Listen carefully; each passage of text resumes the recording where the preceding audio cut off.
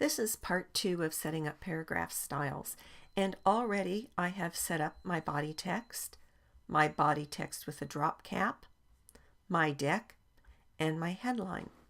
And now I want to go down here underneath where my photograph will go and set up my credit for my photographer, as well as my cut line or my caption paragraph styles.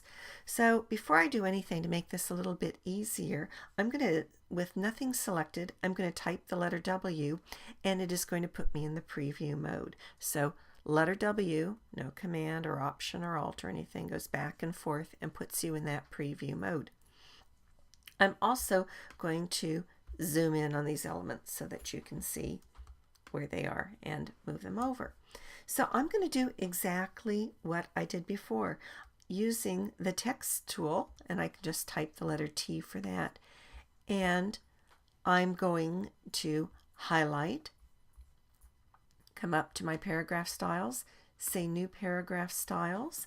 This is going to be the photo credit. If I go down my styles, I can see that I have chosen regular, and I have chosen 8 points.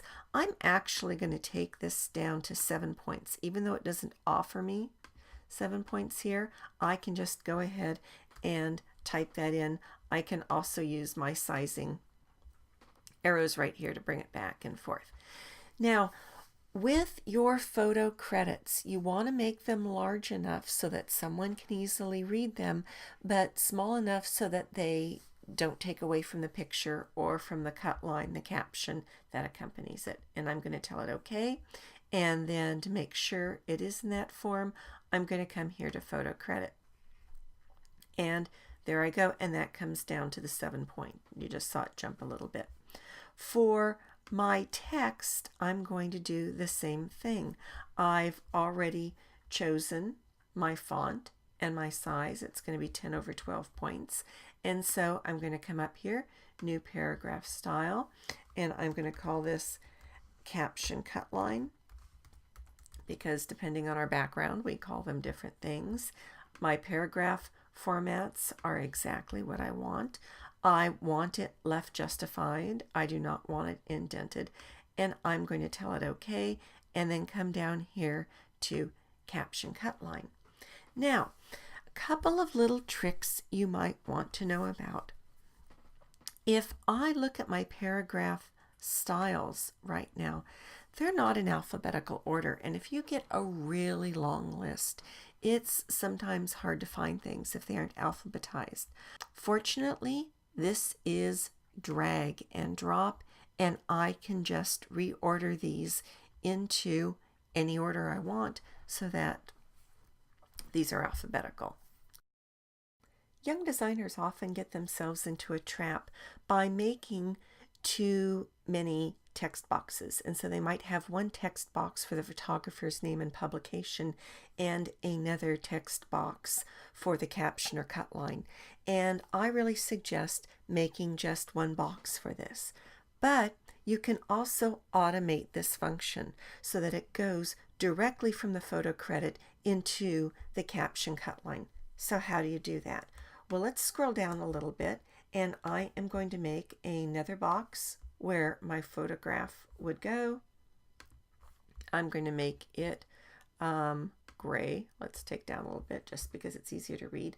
And then I'm going to go and make a text box right here and open back up my paragraph styles.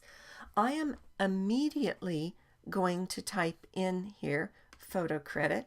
So I'm going to put in my name. Let me zoom in a little bit so you can see this happen a little bit easier.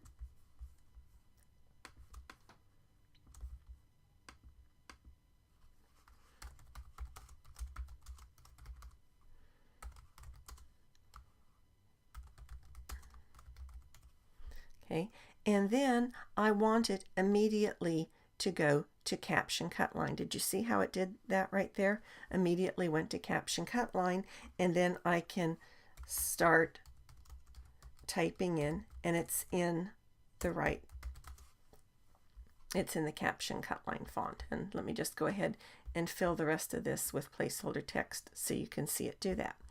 The way I did that is I went here to Photo Credit. At any time you can double click and change everything for the entire page. And on Photo Credit, I went down here where it said Next Style and I told it Caption Cut Line. Okay. I could even go a little bit further with this if I wanted, and I could make it a different style after this. So I could make it body text or something. So it's kind of a convenient thing that you can do. While I'm doing that, I will also show you at any point I can change the size of my point. So let's take this up to 12. My default size, it's up to 12 there.